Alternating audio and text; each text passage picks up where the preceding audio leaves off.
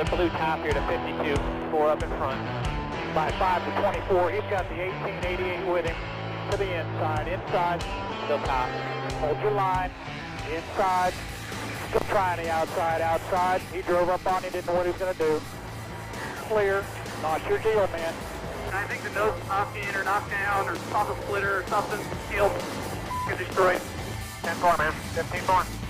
5 back Larson for position, then another half straight.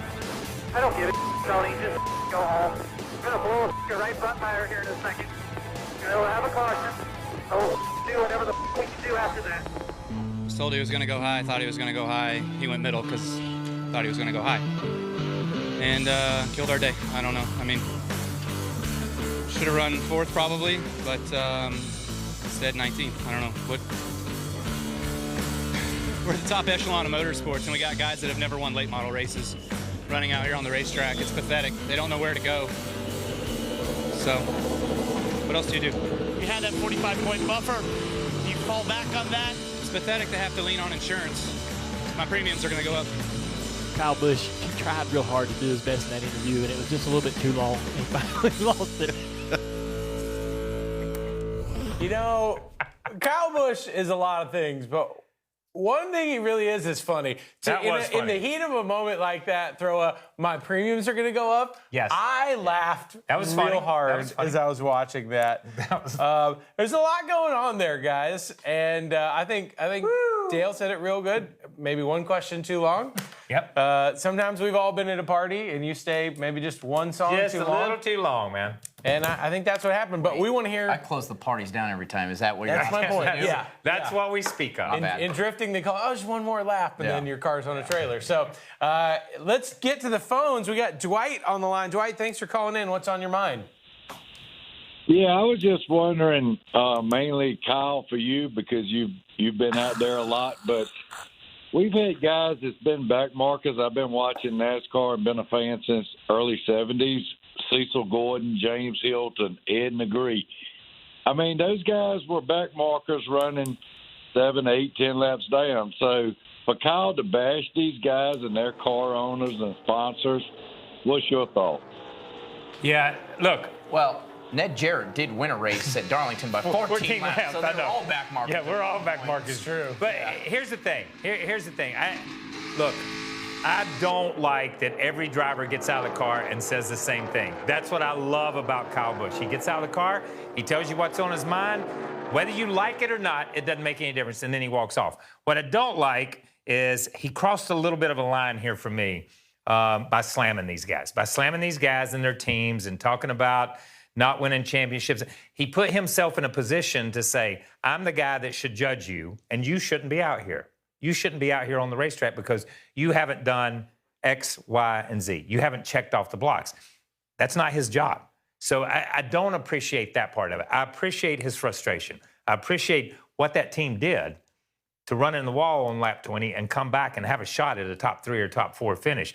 I do appreciate his driving ability. I appreciate his mouthing. I like to hear him, but for me, he stepped over a little bit of a line. You got something to say? I mean, I was just going to let you go.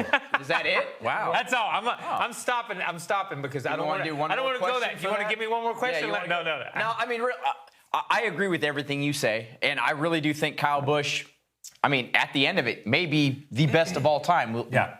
Time will tell. True. But everybody's out there for a reason. Yeah, is that 52 car a fast race car? No. Did Garrett Smithley, especially there, do anything wrong?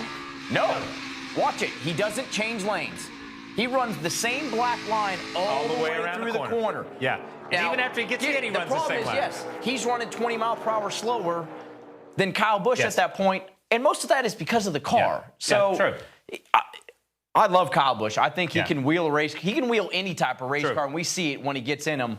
But yeah, that was a little bit over, but that was also frustration from the night. Yeah. He hit the wall in lap 20. Yeah. He was the one that hit the wall in lap 20. That's good. That had to salvage the night, and they did. And then he ran in the back of the 52 car. Whether the 52 car was in the way or not, you can argue that. It didn't move. Garrett Smithley did nothing wrong. He caused that. Yeah. He was frustrated. It's like he's probably going to go to Richmond and win and just really make up for it. Like I said on Monday, 95% of the people, when you're on the highway and you run in the back of someone, you get the ticket. Okay, the guy It's that true. runs. Sorry, Let's give it for that's the following way- too closely. Yeah, follow too close. You run in the back, you get the ticket. Sorry, Kyle gets the ticket on this. The one cool thing I think that did happen is we saw a lot of the drivers who got kind of grouped into that say, hey, I want to share a little bit about me. Yeah. We saw it from Garrett Smithley. Yeah, it was good. They did Joey good. Gase, Corey LaJoy. They did good without slamming. Yeah. Without slamming back the other way. They didn't make it personal. Right, and they did. I thought it was really cool because there's so many times where we don't, the BJ McLeods of the world and the Joey Gases, like we don't really explore their story enough. Every person out there has a dream, and their dream for I bet almost all but one is to be a Kyle Busch. And everybody would love to be in that 18 car. Oh, shoot. And you know what? I don't know if anybody else could do a better job than Kyle Busch in the 18 car. Probably But the not. fact is, everybody would like to be in that race car. Everybody is going out there working their tails off, whether you're a pit crew member, you're part of the media, TV. That's right. The race team or the driver, everybody's out there trying to do their best and make a living. Yeah. And everybody's expectation has to be set on what they're in. Sure, everybody's out there to win, but And I do think, for the record, whether you agree or not, we ought to celebrate a sport where that person will stand and talk rather than just walk off. Because if Kyle had said nothing, then we would all have been like, well, what? I love Kyle What was Busch's that about, comments. right? I love Come on, give us another call. All right, let's go to the callers. Let's go to Candy in Texas. Candy, Candy, how are you? how do you feel about all this? Well, I have a question for y'all. But first off, I'd love y'all's show. Thank you. I just wanted to tell you that. We love you. Now that we know that Kyle has seen the replay and everything, do you think that he owes Garrett Smithley an apology, and do you think he will do that? Well, Candy, two things. Number one, we're so glad you called. It's funny to hear us in the background. Pride's a real weird thing. So do I think he'll apologize? Do you? That's interesting. I don't know. No? You know what? I will say this. If he does, I think it should be between he and Garrett and all those guys. We shouldn't get involved in that, and we shouldn't know about it. If he feels in his heart that he needs to go apologize, fine. I will say this. I know I drove for 1,000 years and maybe apologized twice.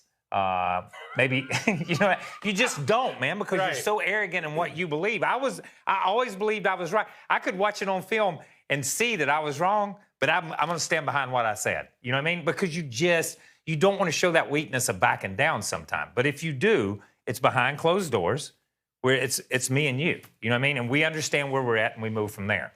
Yeah, if Kyle really watches it and then watches the interview and it's like, wow, I was probably over the line. Yeah. And he feels the need to go apologize to Garrett Smithley or whoever in the group that he offended or he felt like he offended, then that's your own prerogative to go out there and apologize. That's right. But we also, the whole thing about getting in a wreck and, let's talk about it. I'm so over that. And I get part of it is because of the world we live in and social media, and it's like, well, he said that, and it just but here, wait a minute. Stop apologizing unless you feel like you need to apologize. Wait a minute. This is Richard Petty calling Cale Yarborough to apologize. Yeah, it's just the like wreck they had along. But that didn't happen, people. That never happened. If you truly feel like you're out of line, then sure, go apologize. But just to do it, let's stop that crap. You ever go to a restaurant and your food is the only one that is right and the other people you're Taylor mad at the waiter? That's what this feels like right now.